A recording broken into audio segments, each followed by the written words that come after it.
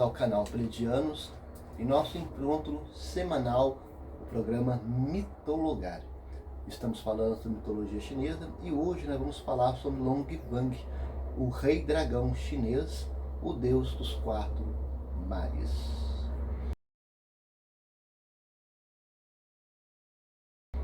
Dentro da rica tapeçaria da mitologia chinesa, emerge Long Wang, uma figura que rege os mares e é reconhecido como monarca dos dragões. Ele assume o papel de uma divindade vigilante, exercendo domínio sobre todos os seres dracônicos, criaturas marítimas, oceanos e até mesmo os padrões climáticos. Embora manifeste um temperamento energético, enérgico, Long Wang é reverenciado como ícone de prosperidade e personifica o conceito mitológico do Yin e Yang. Sua influência encontra maior ressonância entre as populações que habitam as zonas costeiras da China, no caso, as pessoas que têm contato com o mar, vivem do mar, trabalham no mar, dependem do mar para sobreviver. O nome Long Wang é uma amálgama dos caracteres chineses que representam o dragão Long e soberano, o rei Wang. Por vezes, é mencionado como Shi Hai Long Wang, traduzido como monarca dos dragões dos quatro mares, ou simplesmente Long Shen, divino dragão. Long Wang possui duas manifestações, a forma zoomórfica do dragão e a personalidade humana, sendo esta marcada por ferocidade e espírito guerreiro. Na última, Long Wang veste trajes régios, elaborados, com sua pele exibindo uma tonalidade de vermelho abrasador, que simboliza sua natureza ardente. Em sua representação animal de dragão, a coloração das escamas pode variar conforme o artista que o desenha, que o pinta, mas tipicamente segue o estilo do dragão chinês, com corpo serpentino, chifres afiados, uma barba que se assemelha a cabelos e garras imponentes. Antigos textos descrevem o deus como possuindo a cabeça de um cavalo e a cauda de uma serpente, com asas posicionadas em suas laterais. A origem do mito vem acompanhado junto dos quatro irmãos que governam os mares cardialmente, Ao Guang, que supervisiona o mar oriental, Ao Qin, que exerce o domínio sobre o mar do sul, Ao Hun, que governa o mar ocidental, e Ao Shun, comanda o mar do norte. Entre os inúmeros filhos, destaca a figura da jovem Sagara, que alcançou a iluminação búdica no Sutra de Lótus. Ele também é considerado progenitor simbólico dos primeiros imperadores da China. Long Wang era conhecido por sua natureza impetuosa e destemida, formando um contraponto à benevolência da deusa marinha Mazu. Seu reconhecimento estendia-se apenas ao imperador de Jade, respondendo somente a ele. Em um palácio à beira do mar, magnífico, ele convivia com seus irmãos, partilhando banquetes compostos por pedras preciosas e pérolas. A comunicação entre eles ocorria telepaticamente, dispensando a necessidade de palavras. A filha de Long Wang, Sagara, inadvertidamente presenteou Buda com uma joia, enquanto ele se disfarçava de mendigo. Isso resultou na proteção divina do Buda sobre Sagara, que se tornou sua discípula e difundiu seus ensinamentos. Após uma jornada de dedicação, Sagara almejava transmitir os ensinamentos ao seu pai. Mas essas tentativas foram frustradas porque ele simplesmente não acreditava. Então, até o dia que o próprio Buda se dirigiu ao Palácio Oceânico, ensinando-lhe o Dharma pessoalmente. A aceitação dos ensinamentos trouxe a divindade a Long Wang, permeando o Dharma em suas responsabilidades submarinas. O mistério das águas, Os quatro reis dragões, incluindo Long Wang e seus irmãos, formavam uma fraternidade divina, responsável pela governança dos oceanos e rios e terrenos. Em conjunto, os 4 dragões de água doce que controlam rios, fontes e lagos, eles regiam os elementos aquáticos e climáticos do planeta, com ele exercendo a liderança. A influência cultural disto, né? Longuang continua a ser uma figura proeminente na cultura chinesa, principalmente nos litorais, onde ele é invocado nos períodos de seca. Templos em sua homenagem pontuam as vias costeiras, e seu aniversário é celebrado no 13º dia do 6º mês lunar, envolvendo rituais e desfiles. Os icônicos dragões barcos, moldados à sua semelhança, personificam sua natureza apaixonada. Ele mantém relevância na literatura antiga chinesa, notadamente em obras como Feng Shen Yan Yi, o Sutra de Lótus e Jornada para o Oeste. Quanto à lenda dos 4 irmãos ou os 4 animais celestiais, a mitologia, ela traz os poderosos animais como os guardiões dos pontos cardeais terrestres, né? O grande dragão azul do leste, o pássaro vermelho do sul, o tigre branco do oeste e a grande tartaruga negra do norte. Eles são associados a elementos da teoria das 5 transformações e as estações do ano. Cada criatura possui suas próprias características e histórias de origem. E a coloração? A coloração tem significado também na mitologia chinesa. De acordo com esses registros, o surgimento dos 4 animais mitológicos se deu ao período neolítico. Arqueólogos encontraram representações do dragão, do tigre, feitas com conchas e ossos em uma tumba descoberta em Henan, datada aproximadamente 5.300 anos antes da Era Comum. Acredita-se que essa ideia tenha acompanhado o mito chinês da criação do mundo por Pan Ku. O dragão azul do leste. Qinlong é a criatura que guarda o leste. É associado à primavera e à madeira. O dragão é considerado o mais nobre dos animais na cultura chinesa e por isso é definido como o líder deste grupo. Características inerentes ao animal, como justiça, benevolência e fartura, fazem contraponto à sua temível e poderosa aparência. Já o grande pássaro vermelho do sul, pássaro vermelho, ou subconhecido como Zuki, é frequentemente associado a Fênix. Responsável pelo sul, é relacionado ao verão e ao fogo.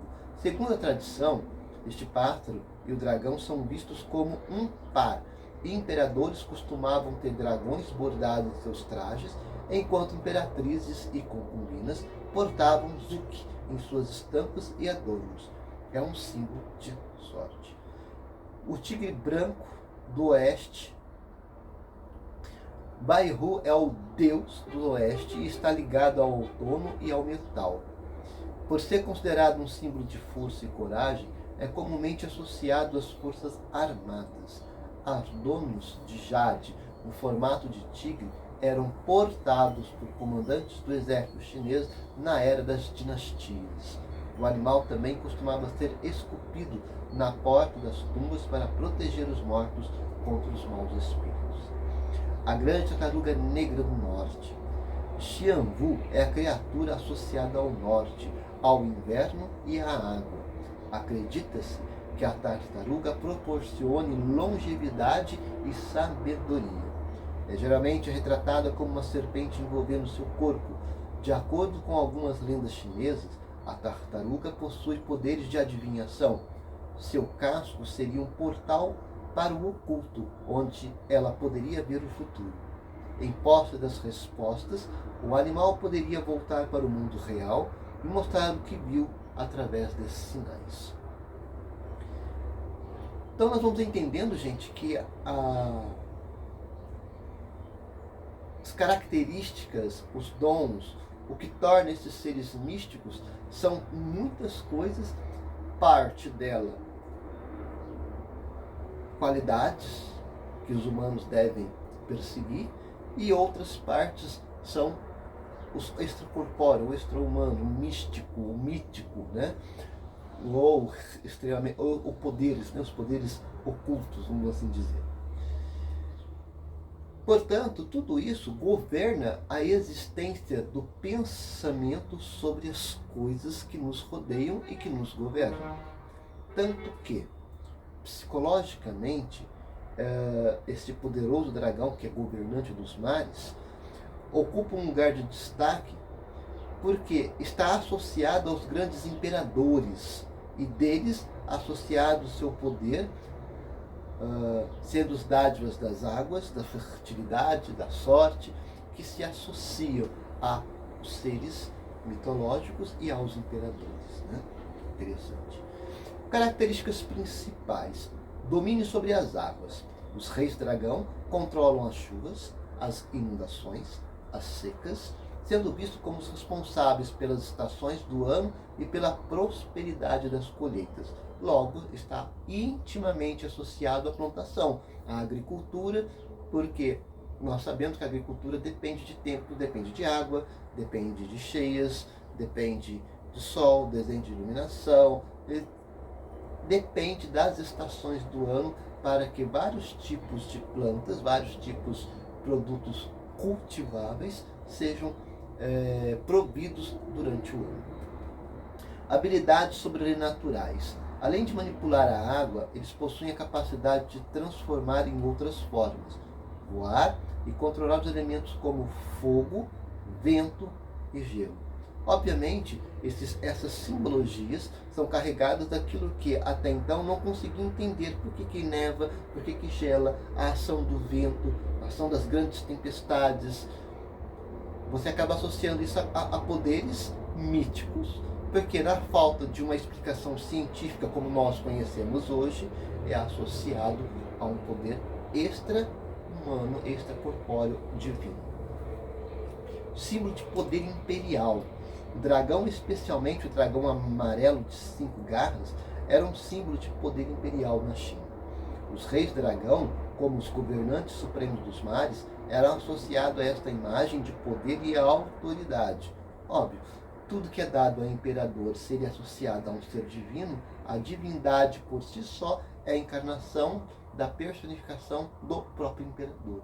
Portanto, essas associações, elas se fazem necessárias para manter e justificar o que nós chamamos de poder temporal do imperador. Assim como nós vemos hoje que na República nós temos o poder legislativo, judiciário e executivo, esses poderes se juntam para poder dar forma e força ao que nós chamamos de República Federativa de um país. Já o imperador, como é o império, não existe essas três coisas estão emanadas numa única pessoa, que é o poder absoluto, né, do imperador. Ele precisa ter uma expressão divina para justificar o seu poder de executivo, de legislativo e de judiciário, incorporado em uma única pessoa essa de caráter divino. Não é muito difícil na Idade Média, muitos imperadores, né, muitas dinastias também, fora do mundo da China, já vi em outros programas do programa Mitologar, que muitos imperadores se galgavam dessas características mitológicas para justificar o seu poder. Né? Protetores. Os reis dragão são vistos como protetores de seus domínios subaquáticos e de todas as criaturas que neles habitam. Isso nos ensina a ter proteção sobre a vida marinha, respeitar, cuidar e proteger, porque elas são os domínios de uma divindade feroz e vingativa. Aparência. Geralmente são representados como figuras humanas com cabeça de dragão adornada com trajes reais. Se são filhos de reis, se são filhos de Deus, se são deuses, se são representantes dos imperadores, lógico que a versão humana ela tem que se aproximar o máximo possível do ser imperador. Na mitologia chinesa existem 4 reis dragões que cada um associa seus pontos cardeais, sendo o dragão azul do leste associado à primavera e à renovação da vida. A primavera é a vida, né? Ela é quando tudo começa a florescer. Para quem vive nos estados do Brasil, onde conseguimos ver as estações bem nitidamente, a primavera ela é como se fosse uma explosão de vida. Né? Já o vermelho do sul associado ao verão e ao fogo. O verão são os climas quentes, né? Nós conhecemos bem no Brasil, né? Climas quentes. E repete muito o calor do fogo, como se fosse algo causticante, né? E ao mesmo tempo, ferocidade. Já o dragão do norte, que é o grande dragão negro, associado ao inverno e à água. Por que inverno e água? Muitas vezes as chuvas de inverno são muito geladas, muito frios, né? Também são muito preocupantes. E até mesmo a questão da água, da falta da água, que, né, período de inverno geralmente é estiagem. Nós estamos no período de inverno, sabemos que muito pouca chuva tem e, portanto, essa associação à água. E o dragão branco do oeste associado ao outono e ao metal. Isso nos resulta das construções que o metal vem desenvolvendo ao longo da história da humanidade. Se nós pararmos para pensar, desde quando nós começamos o programa mitologado, então, vamos até antes disso, quando você estava na escola aprendendo história, lá no começo da história, lá na pré-história, para a idade da pedra polida, pedra lascada, neolítico, paleolítico, porque é a manutenção da tecnologia do momento que vai determinar a época, a vivência, a civilização do momento. Tanto que é associado muitas vezes com as civilizações do mundo antigo, como Egito, Babilônia, Pérsia, está muito associada à idade dos metais, a idade do cobre, dos metais, porque a forja dos metais para a guerra, né? Principalmente para a guerra. Então essa cultura, ela serve para poder medir tempo, seus acontecimentos e o que eles fazem no dia a dia, no ser e existir das pessoas, na vivência das pessoas no dia a dia. Os reis dragões desempenham um papel fundamental na cultura chinesa, sendo representados em diversas formas de arte, pinturas, esculturas e festivais, que são símbolos de força, sabedoria, longevidade, e continua a ser reverenciado permanentemente até na modernidade. Por quê? Força. Para enfrentar os desafios do dia a dia, nós temos que ter força, nós temos que ter resiliência, nós temos que ter objetividade na vida. Para que nós não caiamos pelas beiradas, não fiquemos pela margem da estrada da vida, amaldiçoando qualquer tipo de acontecimento ou falta de algum resultado. Então a força, ela é essa necessidade de avançarmos, de sermos mais, de perseguir sonhos e desejos.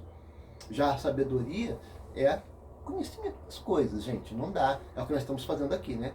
Aprendendo. Porque, principalmente no mundo que nós vemos hoje, nós estamos vendo um período do Brasil, nesses últimos dias, e que estão se sucedendo até o dia 6, 7 de outubro, nós vamos ver falta de conhecimento profundo de alguns, ignorância total de outros, a valorização da ignorância, da intolerância, como se fosse uma métrica de sucesso, porque nós fechamos os nossos olhos para legendas partidárias, vamos assim dizer, em nome dessa pungente ignorância, que muita gente levanta a bandeira orgulhosamente de ser um estúpido.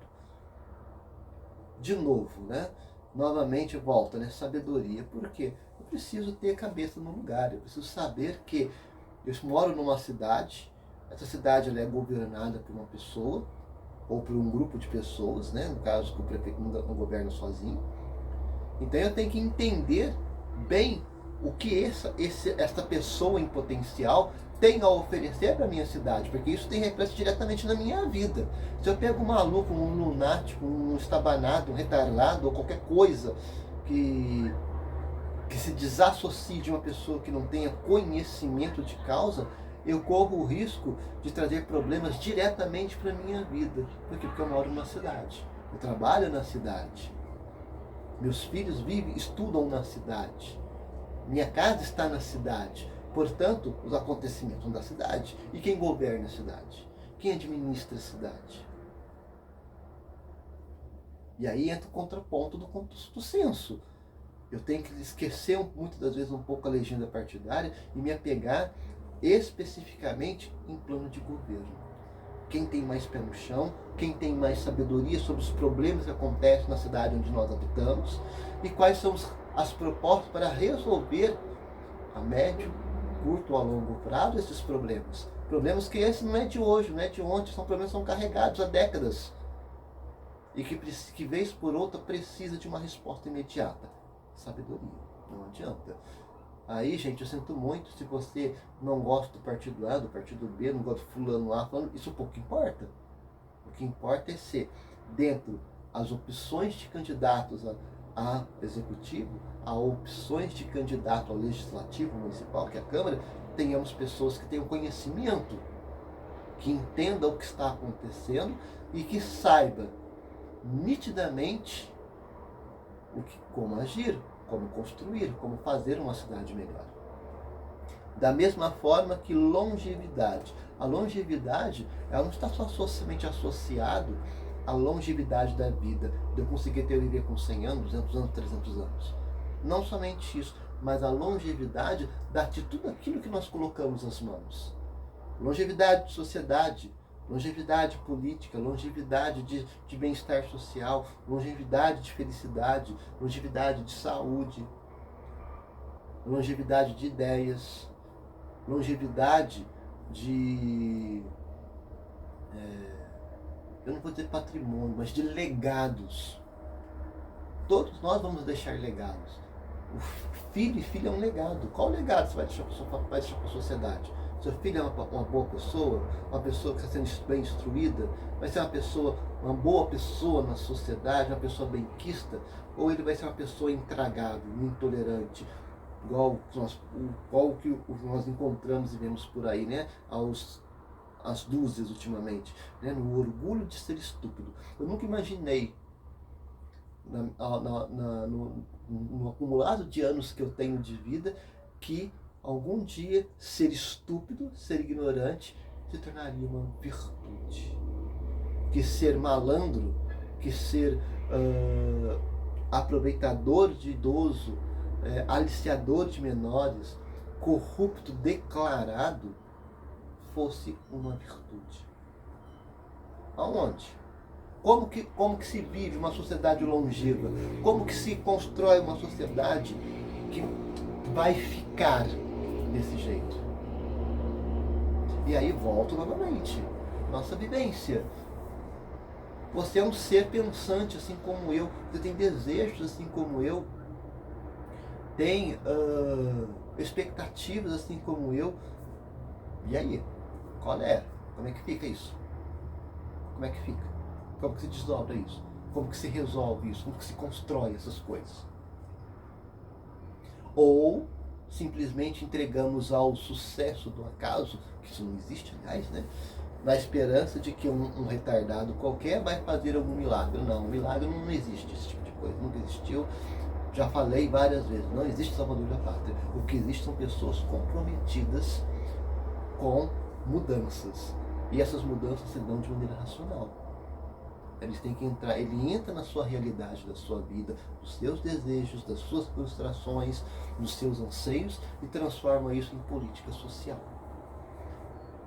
Da mesma maneira que você tem que arregaçar a manguinha dos seus braços para construir a sua vida, a sua vivência, você se soma a outras pessoas para ajudar a construir coisas, situações, é a mesma forma.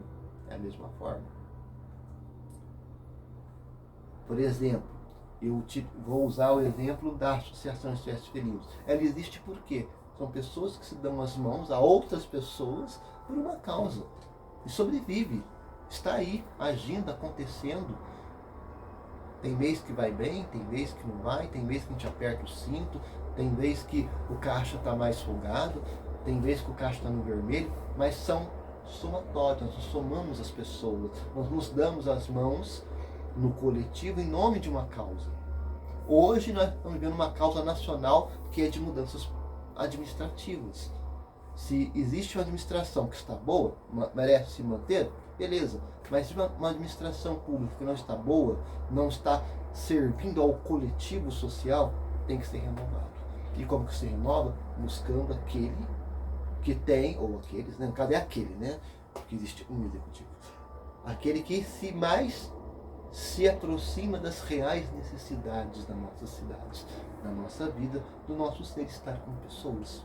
Porque afinal de contas, essa pessoa, embora seja uma pessoa do Poder Executivo, ele é uma pessoa. Ele ri, ele chora, ele sente alegria, tristeza, fome, ele dorme, ele fica doente, tem que ir no banheiro, precisa de médico.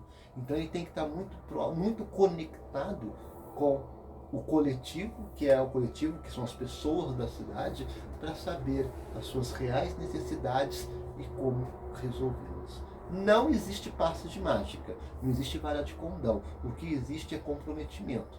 Verdade e comprometimento. Eu sei o que é, eu entendo o problema, quais são as soluções que eu posso trazer para esses problemas e mãos a obras. Como diz aqui na minha cidade, mãos na cobra. Mãos na cobra. O que nós temos que entender sobre tudo isso? O que esse mito traz, e eu direcionei em parte para o acontecimento real da nossa sociedade neste momento. Transformação. Transformação. Ou a manutenção de uma transformação. E como mito geral de tudo aquilo que nós ouvimos, traz muito próximo da nossa existência como pessoas, quais são as motivações para transformar a sua vida. Como você tem mantido essas vontades de transformação na sua vida? Primeiro você, depois as pessoas que te rodeiam. Nós somos seres em transformações todos os dias.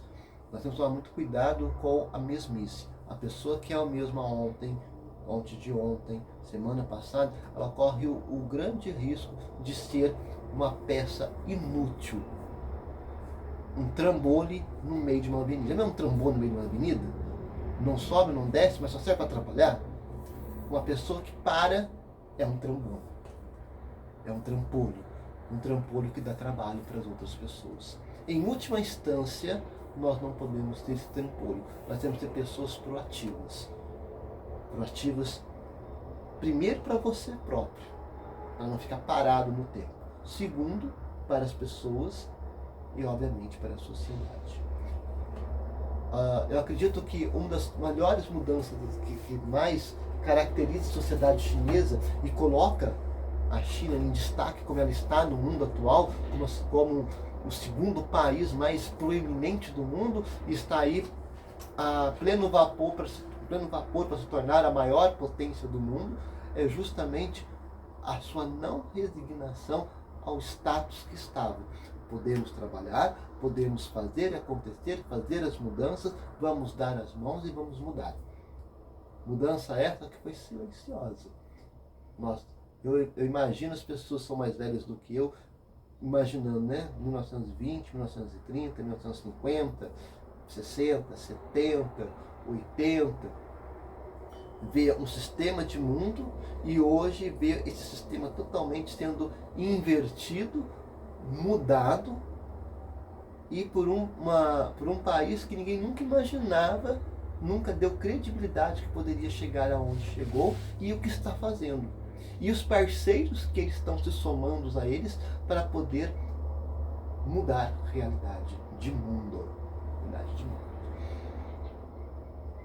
E aí, quando eu observo a sociedade chinesa hoje, nós conseguimos encontrar muito vívidos mitos no ser, estar, pensar e viver dos chineses. Não é à toa que é reverenciado até os dias de hoje. E precisamos olhar, aprender e entender que a mudança de uma sociedade começa comigo e com você. Começa aprendendo a ouvir o que é diferente, a buscar o que é diferente, entender o que é diferente, como que esse diferente pode fazer a diferença na sociedade em que eu e você habitamos, e escalonar essa sociedade sempre em ascensão, sempre em crescimento. Se ela está sempre em crescimento, ganha eu, particularmente, ganha os meus que convivem comigo, ganha meus amigos, ganha meu vizinho da esquerda, da direita, ganha a sociedade. Porque é um evento escalonado para todos. Para todos. Todos ganham. É igual aquela história que eu já falei para você do lojista. O lojista, se não tiver gente que tenha dinheiro para comprar, ele não vende. Se ele não vende, ele não lucra. Se ele não lucra, ele está no sal. ele está lascado. Né? Ele está muito lascado. Por quê? Porque é um efeito corrente. Você tem que entender que existem forças que movem toda essa engrenagem que eu falei, que vai muito além do que eu estou falando, para poder tornar realidade o que nós chamamos de economia, por exemplo. Associações, seja de qual for, são elementos que movimentam engrenagens para fazer acontecer as coisas acontecerem na vida. Sua própria família, ela é uma engrenagem, são duas pessoas que se juntaram por livre e espontânea vontade ou não, por amor ou não, por interesse ou não, construir o que chamamos família. Essa família se multiplica porque vem os filhos, é uma engrenagem que está aí a serviço do que nós chamamos de sociedade. E aí fica novamente as respostas e os questionamentos ao mesmo tempo de que qual é o tipo de sociedade que a minha família vai habitar? Qual é o tipo de sociedade que eu estou construindo para a habitação da minha família? Uma sociedade profícua, sempre escalonada para o bem maior, para o desenvolvimento, para a felicidade, para a riqueza, para o desenvolvimento, ou uma sociedade achatada por uma pequena casta de milionários e a grande massa que se mate para poder viver cada dia de sua vida. Cabe a nós discutirmos juntos à luz da força, da sabedoria e da longevidade que a vida nos proporciona em escrever e reescrever a sociedade que gostamos, que queremos e que apareça. E fazer a diferença. Este foi o mito do Deus Dragão. Eu espero que vocês tenham gostado, assim como eu, que traz profundos ensinamentos de vida, de pensamento e de conduta. Um bom final de semana a todos. Encontraremos na próxima semana aqui no canal Pleiadianos, no programa Mitologar. Um abraço a todos.